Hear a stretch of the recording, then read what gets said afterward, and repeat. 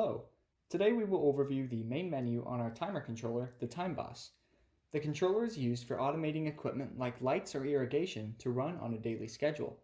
As you can see on the screen, you can have up to 10 timers connected to the controller, and each can run automatically twice a day or be manually started with the press of a button.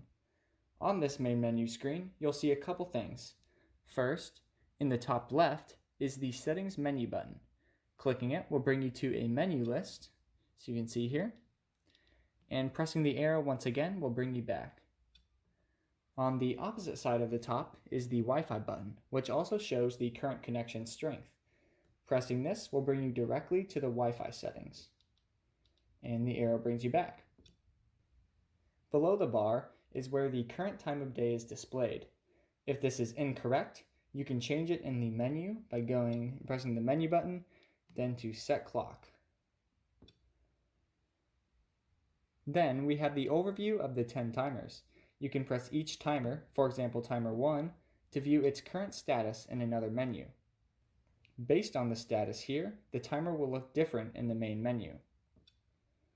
When the timer has a gold bar next to it, like so, it means that the timer is currently active, meaning that whatever appliance is connected to, say, timer 1, is currently running.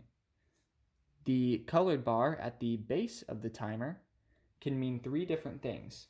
If purple, like with timer 1, stage A here, is currently active.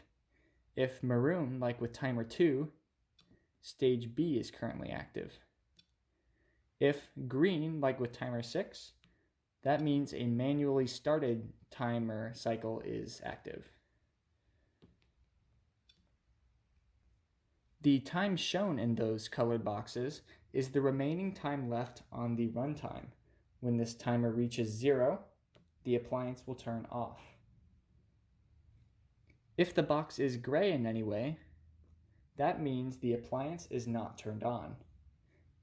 Additionally, if it has 0:00 as the time, that means that you have the timer programmed. For example, stage A currently has a programmed cycle, but it's not the time of day in which that cycle would run, so therefore it is not currently active and will just have a 0 timer in there. If there is an NS in the blank, that means no start. Essentially, you have the timer enabled as you can see here, but there is nothing currently programmed, therefore the timer will not start. If there is an X in the blank, that means the timer is disabled and therefore will not run. Finally, you can always abort cycles by pressing the square and pressing the abort button. When you do this, it will show up as abort on the menu. You can always resume these aborted cycles by pressing the resume button. Remember that you can always change the amount of timers to reflect how many appliances you have by going to the menu, then to number of timers, and then typing how many you want from 1 to 10. There's 6, and save. Now you can see that cleans up the menu a little bit, getting rid of unwanted timers. And that's it for our menu. Watch our timer overview video for everything you need to know about the timer page. Remember that if you had any trouble throughout this process, we are always available by phone and email for support. Remember to like our Facebook page or follow us on Twitter or Instagram for the latest updates and information.